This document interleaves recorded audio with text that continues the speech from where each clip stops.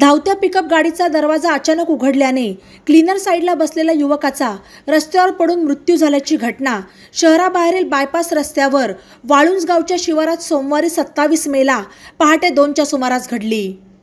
बाळाजी माधव साकटवाड, वय 29, राहणार मुखेड, जिल्हा नांदेड असे मयताचे नाव आहे। मयत बाळाजी आणि त्याचा चुलत भाऊ माधव ज्ञानोबा साकटवाड हे दोघे सोमवारी पहाटे पिकअप गाडी घेऊन बायपास रस्त्याने जात होते।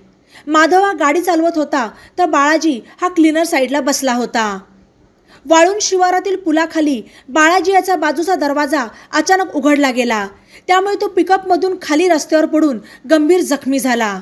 त्याला माधव साकटवाड याने तातडीने उपचारासाठी नगरच्या जिल्हा शासकीय रुग्णालयात दाखल केले, मात्र तेथील मेडिकल ऑफिसर डॉक्टर कुलकर्णी यांनी त्याला उपचारापूर्वीच मयत घोषित केले।